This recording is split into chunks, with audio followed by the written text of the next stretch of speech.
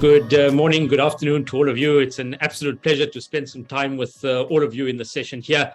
Let me start by introducing myself. My name is Abdullah. I'm a member of faculty at the Business School, the Gordon Institute of Business Science.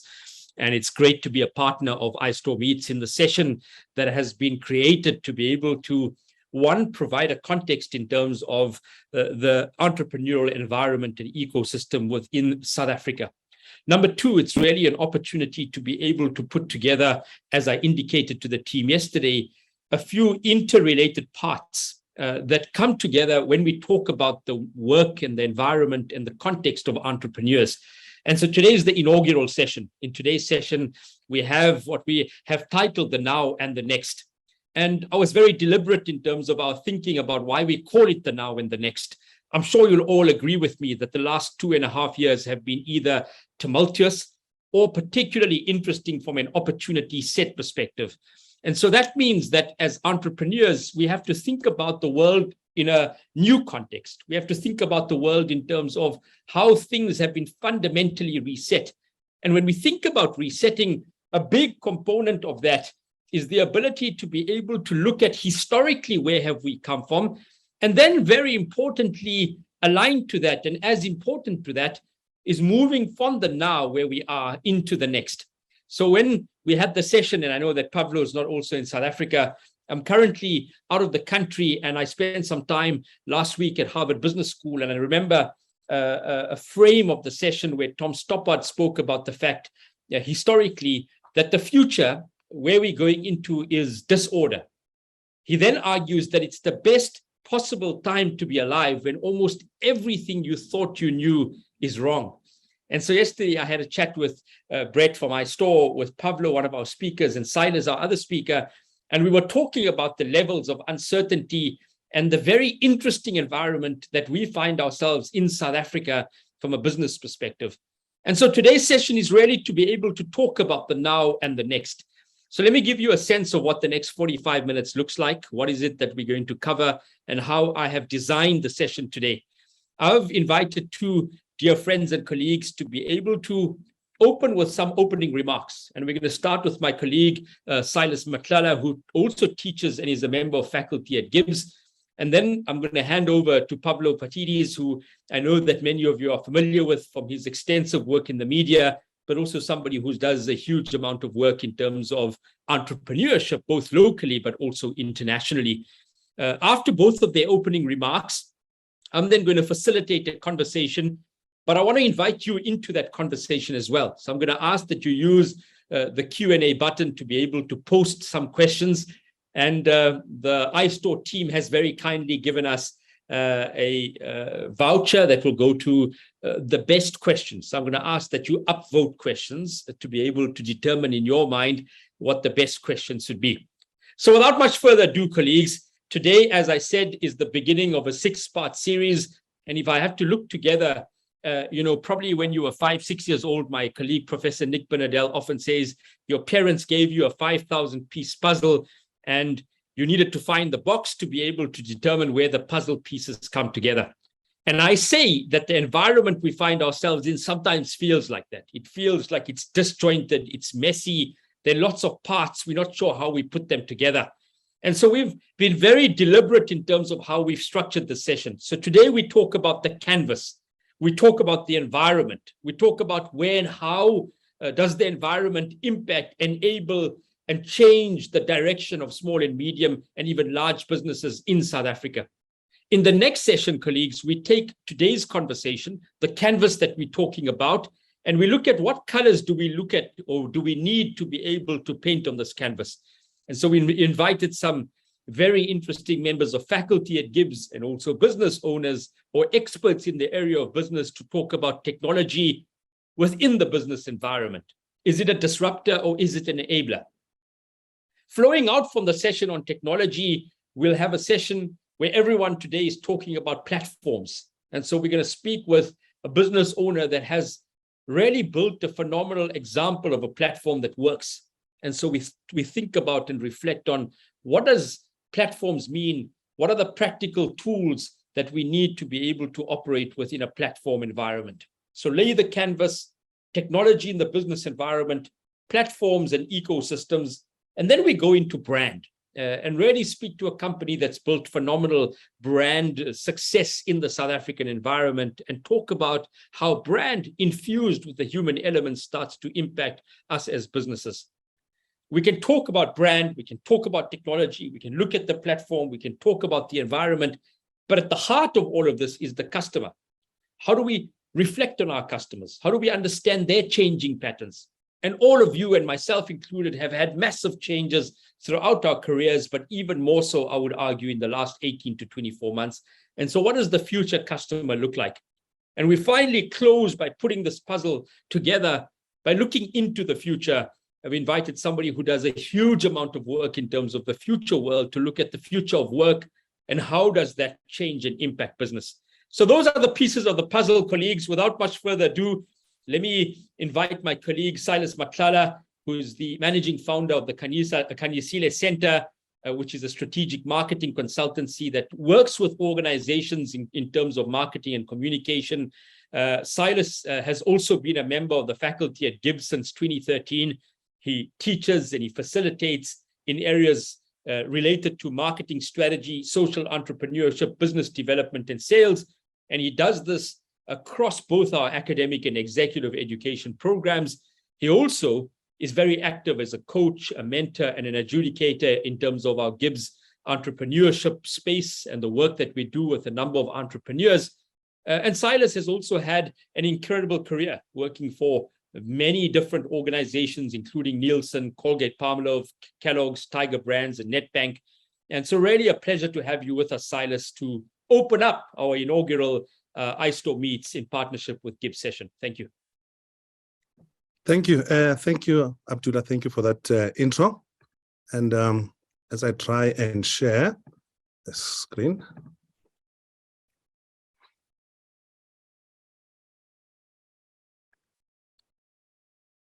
From the lovely GIBS studio in Johannesburg, welcome to everyone, and it is a pleasure to be here. And as Abdullah has done a phenomenal intro, it's always a daunting ask to be offered the opportunity to present and what we term an inaugural, an inaugural address. So what I'm going to do here is to really share the numbers and really share my thoughts and my findings as I continue to interact within the the entrepreneurship space. I am an entrepreneur myself. I am in a hospitality sector, also leveraging into the eventing space, in that space. So I do understand the challenges. I do understand the frustrations. I do understand the dynamics that are happening there. And, when you are involved in the entrepreneurship space, the discussions that we have in class become more practical, more meaningful, and so forth and so forth. So I'm going to touch on a number of aspects, and I know Pablo will be building on some of the things that I'll be sharing. Without further ado, while the definition of what makes SMBs remains fluid, the sector's importance can never and never be, underestimated. And even the government recognizes this, even the government recognizes the importance of the SMB sector. So much so that in 2014, the government set up the Ministry of the Small Business Development. And to support that, we've got SEDA, which is an agency for an agency for small enterprise businesses in terms of how do we access government support and so forth and so forth. So the SMB sector is hugely important, critical to the economy. Latest estimates by the Stats SA, the quarterly labor forces, they put the sector's contribution to our GDP at 36%. And let that number sink in for a moment. Almost just over a third of the South African GDP is made up by the SMB. And as we celebrate the Women's Month, I couldn't resist but to put in this fact that 39% of the SMBs are owned by women, which makes it one of the most inclusive economic sector, if you think about it. And I think that is a real, commendable milestone. Yes, granted, in the SMB sector, there are those that we term survivalists. There are those that we term small, medium, and then, small, micro, and then medium enterprises. Regardless of that fact, I'm not here to try and delimit all of those things, but to really paint a picture of how important this economic engine is and why it requires to be taken serious. You will be glad to know that the small medium business sector creates 60% of the employment. Now, if you think about it this way, in a country that is suffering from a lot and normally well-publicized unemployment rates, which are really worrying. And then you've got a sector that is contributing 60% of the employment. Once again, that demonstrates the power, the importance, and the critical nature of the SMB. I have alluded to this fact that most in the SMB remain non-formalized. And again, what is the definition of non-formalized? Not registered with the, not registered with the CPIC, not registered for income tax, not registered for VAT. Whilst the formalized sector, it's only about 22%. But even then, if we're to look at just the sheer contribution onto the GDP, it is a sizable, and very critical sector that we need to get around in. So in my travels, in my conversations, in my interaction, I always put this point across when I discuss with entrepreneurs, when I discuss with small or medium business owners. Remember, you are part of an ecosystem. You are part of an ecosystem. Imagine you are company B and your business is into film production. Film production companies depends on broadcasters who commission content, who commission programs, and so forth and so forth. And now, in such a stagnant economy like ours, which is a reflection of what is happening all over, broadcasting companies are pulling back. Now, the revenue is under pressure.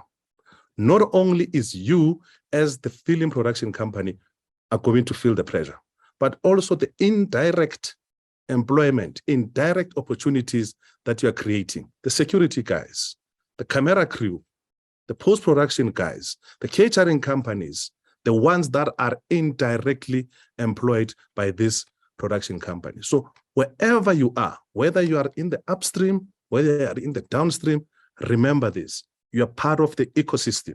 And when we try and articulate to say, what is happening? Why are we not seeing growth? Why are we not seeing traction? Understand that most of the stuff, if not everything, is very interlinked. So it must matter to you when, the company, when our economy is stagnant. It must matter to you because that has got direct and indirect implication to your business. So looking specifically at the challenges, I also want to make a distinction that SMBs have got two different routes to the market. There's one route which we call SMBs to other businesses, which we will term business-to-business enterprises. And there's SMBs that directly serve you and I, customer or a consumer, which is now a business-to-consumer route to market. But in both instances or in both areas, there is problems, there is issues, there's challenges. On the business front, budgets are being tightened. Businesses are looking for value. I term that, they're squeezing suppliers for margins. They're squeezing suppliers to be cost effective. Other businesses are looking for value. they are renegotiating payment terms, maybe moving from 14 days to 30 days to 60 days in terms of payment terms. That has got huge implications on your cash working capital. That has got huge implications in terms of your finance, in terms of your ability to use finance in order to generate more revenue. Everybody is tightening the procurement processes. I always hear SMBs saying, I can't be on the vendor list of companies so and so and so, because they're only reviewing their vendor list after 3 years. What I turn back and say, do not be the kid that cried wolf. You are not the only one. On the consumer side, there's less money to go around, discretionary or otherwise. And we in the hospitality sector are really, really, really feeling that. People are now paying more in interest rates. People are now paying more in terms of fuel, gas, and so forth and so forth and so forth. And then there is less money to spend on things like, having a drink. People are reluctant to spend because the future is uncertain. The COVID impact and the aftermath thereof, it's really has made people very cautious. People are sticking to what they know. And the interesting part is, if you are not digital, if you don't have a digital presence or a digital go-to market strategy, you are actually not even in the consideration set. Why? Because our consumers are doing what we call rapid digital adoption. 90% of what people buy, they start by looking at things in the digital space, at least in most of the categories. So those are the two areas that I deem as big challenges, whether you are there to service other businesses or you are there to service other human beings. And then we've got about 2 minutes, Silas. About 2 minutes. All right, I'm going to skip through, the long-term challenges, but it's there. The ones on the left, very much documented. Everybody knows about those ones. And then the ones on the right, I call them the qualitative aspects or the qualitative challenges that that SMBs are faced with, and we can revisit those and look into those. In the midst of all of these things, what can we learn from the guys that are doing well? Pivoting can be done post-COVID. Pivoting can be done. Lessons from corporates. Our friends at AMCA, moving, leveraging their knowledge of the personal care into the sanitizing range.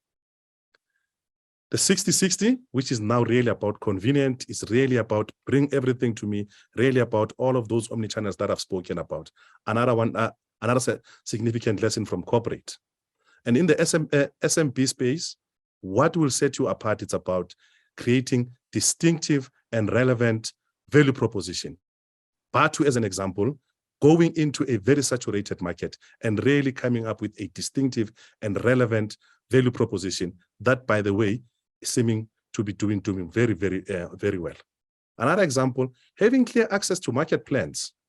I like this example of just doing low cost, easy to manufacture pallet finishing, but making sure that you are selling this to the right market using the right channels, and maybe pulling on all your resources so that you can get those leverages of scale. Another one, efficiencies and scale. Another favorite of mine post-COVID, the legendary Baba. Again, when there is a consumer need, when there's a customer need, which Abdullah spoke about, when we come up with relevant value proposition, we can do it.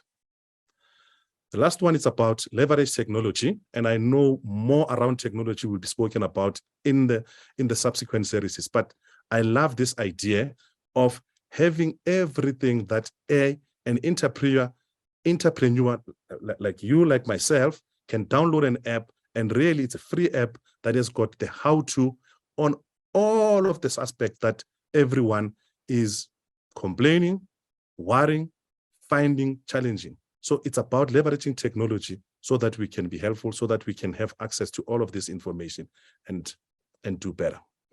I'm going to pause, and I know afterwards we're going to be taking a lot of questions and so forth. But Fantastic. yeah, if you want to reach me for more, those are my details. Thanks. Brilliant. Lovely, Silas. Thank you so much for I think, and I really loved the examples, the case studies that you used. And colleagues on the call, we started with Silas speaking about the fact that the environment is going to be particularly tough. We often say in the world of strategy that if the environment changes, so too must the choices that we take as businesses. And these are 4 or 5 fantastic, very practical examples of businesses that have been able to change. I think of Batu Shoes, right? And what they've been able to build. And as Silas said, in one of the most competitive spaces, because in the sneaker environment, you've got global players like Nike and Adidas and Reebok and Converse and all of the big players. And yet Batu, using that differentiation, has been able to build competitive advantage and is doing it really well within the South African environment. Let's take the frame that Silas has given us and go to you, Pablo, and some of your thoughts on what Silas has said, but then also broadly the environmental space or the entrepreneurial space. Excellent. Well, good afternoon, everyone. I'm in a very, very hot, sweltering London at the moment. It's interesting, the temperature is now sitting at about 26, 27 degrees, very normal for us, but everyone here is wilting over as if the world has come to an end. For them, it is unbearable. I want to just talk about a couple of things. Firstly, let me introduce myself properly. My name is Pablo Fatidis. I'm the founder of Auric. We are a global platform that works with mid-tier companies, in other words, established businesses, to help them scale, grow, and eventually, 5, 10, 15, 20 years down the line, secure a magnificent exit, which should be ultimately the purpose behind why we all do what we do, for the simple reason that time runs out. And as much as you love your business, the way that you build your business to generate income, absolutely essential, is very different to the way that you eventually build your business to generate a capital gain, which is the wealth creation moment that most of us, in many instances, are hoping will happen in the future. Sadly, across the United States, probably one of the most vibrant markets in the world, 94.6% of businesses started by very capable people in a very, very vibrant economy, a very well-funded economy, failed to eventually sell their businesses. In Australia, which is a very organized environment, with a government that loves business and puts policies in place to support investment and holds to those policies, unlike our own current government, allowing that investment to take place. 97.2% of businesses failed to sell for the exact same said reason. We've worked and work with around 3,100 mid-tier companies to solve all these issues. And whilst I listened with such interest and care and love and concern, Silas, to the stats that you quoted around the importance of the SME economy, there were a couple of things that mattered to me as a business owner and as an entrepreneur. And I would like to try and persuade the audience that it should matter to you too. The first thing is, don't believe any of the talk that you matter, that you count, and that you are important, because talk is cheap. At the end of the day, if you say you love me, buy me the roses or buy me the dinner, do something that makes a difference to my life. I am so sick to death of hearing how important we as SMEs are to the economy of South Africa, because I see nothing that gets put in place to make our lives better and easier, to de-risk our businesses, and to encourage us to make the investment choices we need to make to build and grow and sustain a business. It's all talk and it's cheap. And the reason it's so important to hold that point of view is because if you do, you won't depend on government doing anything to support you. And in a sense, you take power back to yourself, knowing full well that beyond them caring about you, I promise you, the big corporates out there, the suppliers that you work with, your customers to a degree, most of them equally don't care about you. And if you hold that point of view, it means immediately you're taking responsibility, full responsibility for the fact that the only person who's going to make your business work in our economy, given all the challenges we face, which are similar to challenges in the US, the UK, and Northern European economies, if we adopt that mindset, that locus of control, the power to act and focus only on what you can control, is the beginning, the seed to creating entrepreneurial success for yourself. The second thing it does is, please believe me, trust me, the grass is no greener anywhere else. America has incredible opportunities, and we are seeing and working with businesses there that are booming and building, but the levels of competition are vicious. The litigious nature of that economy is terrifying. One wrong step and you can have your business lost. One wrong step, you lose your insurance, you're dead in the water. In the United Kingdom, in Northern Europe, the economy is so established that to open up a gap, to open up a crack that you can build your business into, takes forever. Every economy has its challenges. So if you are working from a position where you turn around and say to yourself, I hear what everyone says about me, the SME, which in itself is a derogatory term, because I've never met a small, medium enterprise business owner. I've only ever met people who are building and growing a business and have aspirations to build and grow a magnificent and substantial business in the future to come. If you adopt the mindset that says, nobody cares about me, therefore, I need to take full responsibility for myself, by myself, in my business. And if you adopt the point of view that says, I choose to have a growth mindset, it means immediately you're not going to blame anything or anyone for anything or everything. The fact that Eskom continuously fails us and will continuously fail us for the next 10, 15 years is something that passes you by. You look at the failure not as a bump in the road or a wet blanket on your ambitions. You look at the bump in the road with a different set of lenses that says, given that Eskom continuously fails, given that my business exists within a sector, within an industry, and I have competitors, what can I do differently to capitalize on the reliability of Eskom's failure? What can I do differently to ensure I can ride the opportunity of a currency that's up and down? What can I do in an environment where I cannot get the skills or the funding on board that I need to get my business to the next level? Where are the growth opportunities there? Because those mindsets hold back my competitors, but if I choose to see them as opportunities, it means I can eat my competitors' lunch.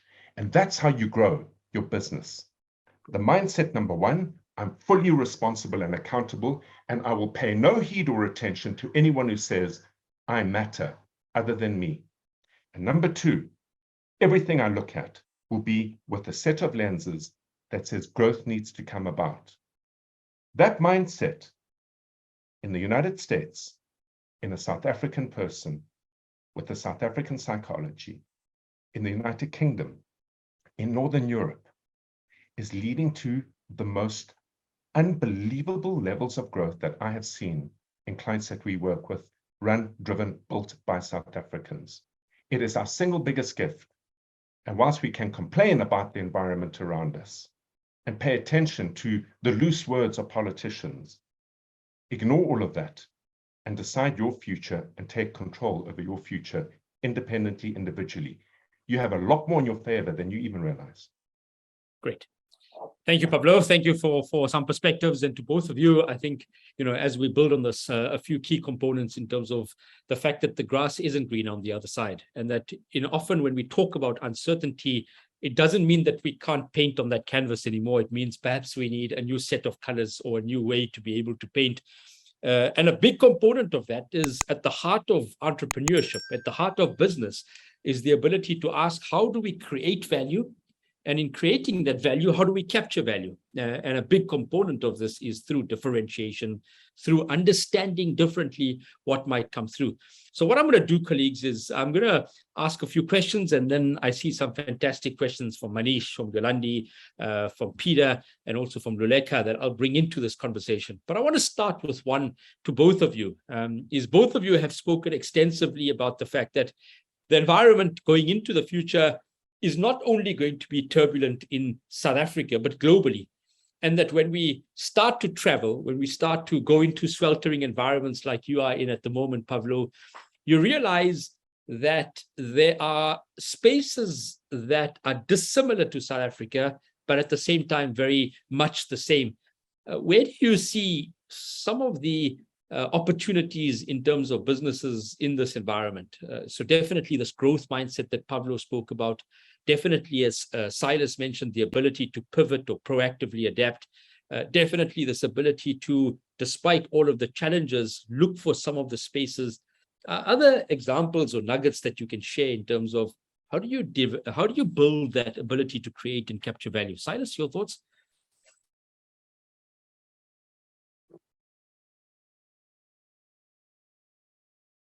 Unmute them, fella.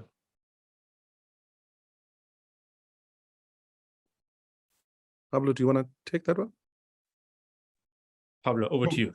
Sure. Okay. So look, a couple of things.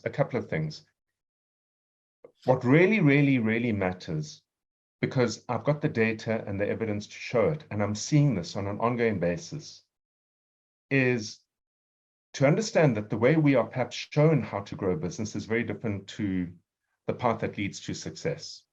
In many ways, education is absolutely valuable because it gives you a literacy, it gives you a language, it gives you, and I loved the example of the jigsaw puzzles. It gives you the jigsaw puzzle pieces, but it doesn't necessarily show you how to put them together. That's going to be left up to you. And what I've increasingly seen is that when anybody competes on the back of a product and its features, or a service and its features, generally those individuals are losing the race. The next thing I've seen is that the only people who can afford to compete on price are really people with very large balance sheets. Normally, they're listed companies, they're heavily funded, and they've been around for years and years and years. What's important when you're growing a business is to understand who your opponents are. And they are opponents, and that was one of the questions that came up earlier, and they're your opponents because, in a sense, we're fighting for share of pocket of any customer. What I've certainly learned over the last 10 years is that markets are behaving differently, and they're not responding well to features on products, because any feature you design and develop in your product is met by your competitors. They're not responding to price as the motivation to buy from you, because any price you come forward with is not going to last very long in a competitive marketplace. And what they are winning and competing for is understanding how and why what I do solves a problem for a very well-defined customer through a great experience. And I'll give you a great example. One of the businesses we work with makes motorbike gear, safety gear for motorbikes. And what they learned is that the best gear in the world gets made by Italy and Germany. The technology in those outfits are incredible. You can fall off a motorbike at 1,000 kilometers an hour. You will slide for 1,000 kilometers on tarmac, and you'll get up and go for a cup of coffee afterwards because it has all these materials and protections in it. But the fact of the matter is that it makes you look really frumpy. It's not sexy. And being a biker, you need to not only look good with the bike you choose, but look good with how you pitch up for your coffee with your friends. And what this individual did is he took those designs and he said, I'm going to focus on a less serious bike rider that wants the equivalent protection, but wants to look good for the weekend coffee. And he applied denim and camouflage designs to these Italian and German protective outfits. It gave him a very specific niche of bike rider who's not a serious bike rider, who on the odd weekend wants to go for a ride with his mates for a cup of coffee and wants to look cool, look good, and play the part. It immediately then led to him entering into 38 retail stores in the United Kingdom because his product stood apart from the other products, because the customer that he defined as the customer that would support this product is what led and drove how he designed and created his product and service. We get taught if you build a better mousetrap, the world will beat a path to your door. That's no longer the case, because customers, whether they be in South Africa, the United States, Mars, or the moon, only ever spend money on getting a problem solved through a great experience. And we are all more similar than you anticipate and realize. So niche very tightly in terms of who you serve, and you can build a global business on the back of it. Fantastic, lovely. Let me, and I think Luleka, that answers a lot of your question, right? The fact that competition's rife, and you know, the issue is with so many competitors, you have to do things differently. Differentiation, the type of value proposition, the way you come across, the way you think of your customers and clients.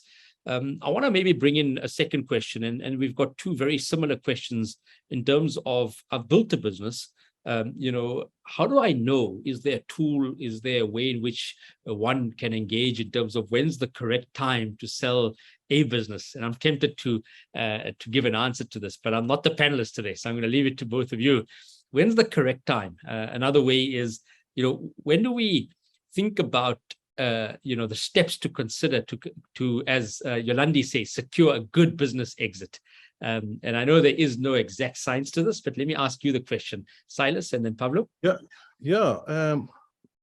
Abdullah, and I think maybe you know, this sounds like a throwaway comment, but you know, there's a question on the Q&A that says, how does an entrepreneur stay motivated? I think for me, you know, in my personal journey, once I stop feeling the passion for what I'm doing, I think, you know, I think for me, that's when, you know, that's when it's a clear sign for me to either take a significant back step, or, you know, to exit the business. And that is my personal view. And I know I'm being flippant about it, but it also suggests that whatever we do when we are building businesses, and, you know, to somebody else's point, is know that things will change. You may no longer be relevant in terms of 5 years, 7 years, or 8 years.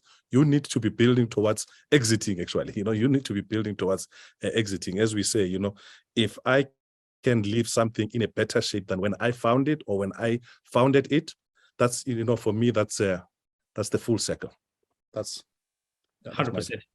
Pablo, your thoughts? So look, Silas is absolutely right. When you lose your passion, you lose your purpose. And that's the beginning of eroding any value you've created. It's so important to get out at that point in time. But here's the thing. Businesses are not bought. They need to be built to be sold, Yolandi, and it's so important to understand that. The way that we build a business to generate income for ourselves is very, very different to the way that you build a business to turn it into an asset. So let's look at what an asset is. Let's say, for example, you find a share on the JSE and you want to invest in it, right? So you're the funder. You are funding that company on the JSE. There are 3 things you're looking for. The first thing is you're saying, I'm going to put 50 Rand into buying that asset, and I want to hold it for 5 years, and I want it to generate, I don't know, 10 Rand's worth of dividends for me each year. That's called income growth. The next thing you're looking for is that when I sell it 5 years from now, I'm hoping that instead of it being worth 50 Rand, it'll be worth 100 Rand. That additional 50 Rand to take it from 50 to 100 is your capital growth. And then the third thing, the most important part, is will I be able to trade it and sell it? So there are 3 features to building a business into an asset. You need to make sure you've got income growth in play, and that's about growing your revenues. You need to make sure you've got capital growth in play, and that's a lot more complicated because capital growth is reflected through 5 things. Number 1, what makes your business special and stand out from your competitors? Because as an investor, that's what the buyer is looking for. What makes you different? What makes you different? Number two, how does the whole business work? Because remember, they're thinking about the business in terms of you not being there if they're buying it today and you leaving tomorrow. Number three, who will make it work if you leave tomorrow? And that's a focus on your team. Number four, will the business grow into the future? And if you promise there's all sorts of growth that lies ahead, but you can't show the growth that's preceded the moment of sale, you're going to lose out on that opportunity. And then number five, the most important, is they're going to take a good look at you and say, what relationships do you have with suppliers, with customers, with your team, that without you there, the likelihood of this business surviving tomorrow is low. Answering those five questions deepens your capital value. The last element of the asset, remember, income growth, capital value, independence or tradability. Is the business positioned, packaged, organized in such a way that I will be able to acquire it cleanly, neatly, without all sorts of attendant risks? Great. Let me actually take that point and bring in a few questions that I've actually tried to pull together. I think the first one is, and it links to your point, Craig, that, with consumers becoming increasingly cost sensitive, we see the challenges in terms of inflation. We see a fight for the share of the wallet, fight for share of throat, fight for share of the consumer. We see quite a few large corporates coming together and being able to, as Craig says, capture a large portion of the market through partnerships, strategic partnerships, and then to be able to have a different cost base and to be able to look at how they create value differently. A second component aligned to this, I think both of you mentioned that entrepreneurs often, or entrepreneurship in of its own, is a tough journey. It's a lonely journey. I think you use the word, as Blessing says, Pablo, you're on your own. And then, there's obviously this ability to say, when you don't have all of the requisite support that some of your competitors or the larger companies have, how do you remain motivated? And what role, as Cindy asks, does emotional intelligence play in terms of a business? So very much, I want to focus on the entrepreneur. How do you navigate all of this competitiveness, tough economic environment, social pressures, fight for the consumer, a competitive landscape that makes it difficult? What are some of the practical perspectives? Silas, you're laughing. Tell us why. Yeah, I'm laughing because this issue about soft skills, things like emotional intelligence, is it most definitely it is. It is important. It is. I think more than emotional intelligence is what we call self-awareness. If I am self-aware, I think self-awareness is one of the most underrated personal traits, or personal characteristics that one must develop. I need to know my blind spots. I could be a great designer. I could be a great technologist. I could be a great whatever, but I'm limiting the business because I am just not a nice person, and therefore I cannot close the sale. And I need to be able to take that feedback, to be able to say, I'm going to work on it, or I'm going to have people in the team that are better salespeople than myself. And that's for me is the ultimate emotional intelligence. You cannot overvalue it. So I think, yeah. Excellent. Lovely. Pablo? So look, this answer of motivation and mindset, the two things that really matter over here. The first is be scared. Be scared. Honestly, be very, very scared. Be very scared that if your business fails, the options for you are very, very dire. We have no social net in South Africa that's worth anything for anyone. Really, not at all. In the United Kingdom, if your business fails, you can still put your kids into school. Transport is almost free. Health is free. Very low security issues. It demotivates you. If you look at the environment and say, should my business fail, I'm on the street and I'm in serious trouble, because there is very little in the job market that's of any value, and there are very few other opportunities. That necessity is the most powerful driver. What built the United States of America was necessity. Some of the fastest established businesses in Europe today are from Ukrainians who fled 6 months ago. And because they have no other options but to strive to survive, it's brought out the best in them. It brings out 10, 15 hours a day of work, a single-mindedness that's absolutely essential. The second driver of energy, because that's really what the question is, especially in an environment where you keep on being punched in the mouth. The second issue is having clarity of purpose. I want to go back to what Silas said earlier. There are only two routes, two outcomes for every business in the world. Doesn't matter how much you love what you do. It's either going to be a closure or it's going to be a successful sale and exit. If you get clarity of thought around why you do what you do, besides serving your customers, besides creating an engaged, motivated team of colleagues and employees, besides all of that stuff, which is essential. But if you keep your eyes on the future is the only thing you have control to make different to what you have today or the past. If you get your head around that, with clarity of thought around the future to pull you across all the obstacles, and fear driven by necessity to push you across them, they're the two most important and valuable contributors to never-ending energy in your business. Great. Let me close with two more questions as I bring the session together. And I think we've covered quite a wide span from the environment to the context of the entrepreneur to the fact that the grass isn't green on the other side. But a big component of how we think about the world of entrepreneurship, as one of the questions beautifully puts it, is the fact that when we think of entrepreneurship, we often focus, as Manish calls it, on the founder. And at the same time, the founder has, in some cases, and I find that this is the same in the corporate sector, built a successful business based on a specific time, a specific period, a specific product, and a specific business model. Sometimes that changes. And the question is, how does one, as Ed puts it, take a company on a transformation journey in terms of thinking of the future? And then at the same time, how do you assist, or how do you guide, or how do you get into a space where the founder is willing to let go, or at least to bring in other voices, other perspectives into the room to look at, as we've titled the session, moving from the now into the next? Pablo? Thank you.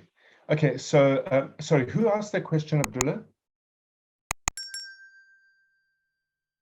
So Ed and Manish. Ed, okay, Ed and Manish. So here's the thing. You're absolutely right, because we are all trapped by our own psychologies. And this is where Silas's comment around know thyself, which incidentally, Silas, was first originated by Aristotle, more or less 2,384 years ago.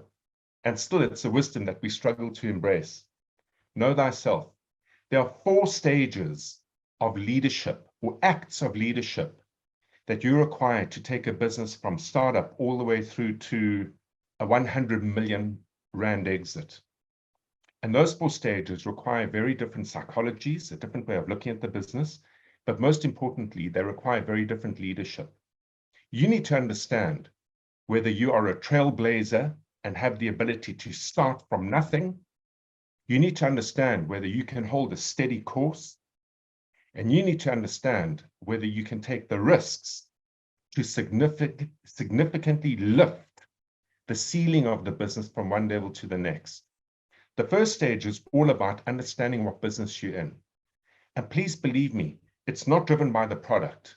It's driven by understanding how customers behave with you. To get that right, you have to hustle. It's a hustle style leadership. And once you've got revenues coming into the business, and you're understanding consistently who it is that's supporting your business, the next stage is to build a platform to support the growth of your business. And that is very technical. It's all about creating the systems and the processes and the activities. It's mechanical, it's an engineering act, and it's a different mindset. Once you've got that right, the next stage is about ensuring that you delegate with such effectiveness, and your ability to work with people, coach people, mentor people, guide people, discipline people, open doors for people, and help people realize their own limitations and own opportunities within your business, is all about people management. It's about having EQ and IQ at the same time. The final act is all about learning how to lock value into a business. And that requires you to have a really good understanding of mergers and acquisitions, of how capital is raised, of how valuation works. So there are 4 very different acts of leadership that need to occur at the right and appropriate points in time to get a business from one level to its next and its next. Silas, your thoughts as we close things today? Yeah, I'm actually going to be sneaky and just answer a couple of questions here. Karim Paul says, what is the encompassing definition of an SME in the SA market, as this varies depending on who is approached? Yes, I mean, it's a fluid definition. I would say, in my view, I would say, go to the SEDA website, Small Enterprise Development Agency, because those are the guys that are, together with the GTI, they've got the definitions, and it seems to be consistent with the Stats SA quarterly labor force. So go to SEDA, Small Enterprise Development Agency. In my, what I know is that SMEs is up to 200 employees, and then in between there is middle, micro, small, and so forth and so forth. So I think that that gives a practical answer. What was the next one, Abdullah? I think the big component was around, in this hyper-competitive landscape with big businesses that are competing with small businesses, how do you still manage to build some kind of competitive advantage? A practical example in our space, as I said, in the hospitality sector, is the term co-opetition. Co-opetition. We cooperate sometimes with competitors. It takes a level of maturity. It takes a level of humility. And personally, I've worked in buying centers in large corporate. So I know the power of co-opetition when we are dealing with suppliers so that we can get economies of scale. So I think I've been fortunate enough to have had that exposure and managed to take some of that mindset, to say, competitor is not actually all that bad, So there are things that you can learn from the competitor. There's also strength that you can leverage from the competitor. But as Pablo said, we refused to compete on price.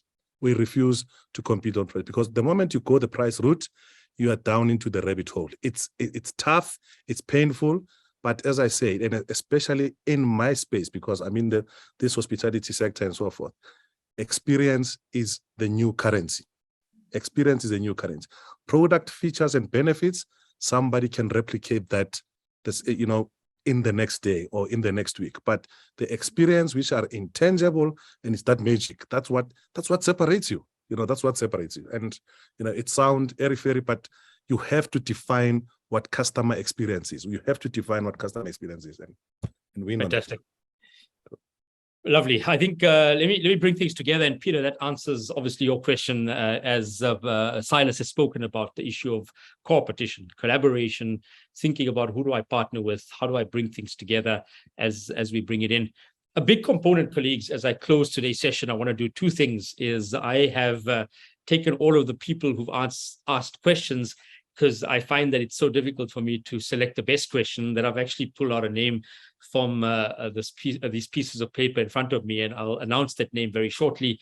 But before I do that, I want to close off today's session and give you a sense of what the next session that we have in the series looks like. We started today by really speaking about the fact that entrepreneurship and entrepreneurs are the heartbeat of our economy, and that we have to think about the ecosystem, the interdependencies, as Silas has spoken about, the fact that there's upstream and downstream opportunities that sit within that. A big component of that, as Pablo indicated, is that there might be many individuals who look at entrepreneurs, but that the locus of control sits with us as the entrepreneurs. And there are 2 parts to this. The one is that we have to have the agency to look at opportunities, and then the urgency to be able to take those opportunities at the right space and within the right time. To do that, a mindset of the growth mindset, as Carol Dweck speaks about, the fact matters. It's about how do you build the right type of mindset to be able to look at ways in which you can create and capture value. To be able to do that, as both our speakers today have kindly shared nuggets in terms of their own personal environments, differentiation matters. At the heart of what we do and how we operate is what makes your business different. It might be technology. It might be the way in which you engage with a customer. It might be a unique product or service. It might be the fact that you're shifting all the time. It might be the way in which you come across. And to be able to think about your business constantly means what might have worked previously might not always work. And that passion matters, as Silas indicated. When you lose the passion for your business, it might be the opportune time to be able to think about, am I in the right business? Am I in the right space? And then bringing all of that together, I think Pablo indicated currently out of the country that the grass is never greener on the other side. And that in fact, emerging markets like South Africa, with some contextual challenges, present opportunities. That some of the best examples of entrepreneurship have been those who look at some of the challenges and say, can I solve this pain point? Is there a way for me to solve this problem? And so think about your business, think about you as an entrepreneur in terms of looking at the environment and then saying, where might there be a pain point or a challenge that I can translate into an opportunity? Can I do it in such a way that I look at differentiating myself or my product or my service? And can I do it in such a way that I think of the customer and build out from that customer? So those are some thoughts, colleagues, in terms of the session today. I want to thank both of my guests for sharing so openly and so honestly, for reflecting on their own lived experiences and really giving us very practical tools in terms of navigating the now and the next. And then I want to thank iStore and the team at iStore and also at GIBS for bringing all of us into the room and for giving us an opportunity to think about the entrepreneurial system and the environment. Our next session, colleagues, and it's definitely on the mailing list that will get sent through to you, is engaging with some very successful entrepreneurs and members of faculty at GIBS in terms of technology and the role of technology in terms of the business environment. So we're going to focus very much around technology and its role. And so with that, let me thank all of you for spending your afternoon with us, for coming into the session, for openly engaging with your questions. And let me then announce who has been picked up from my hat. Blessing, your name came through.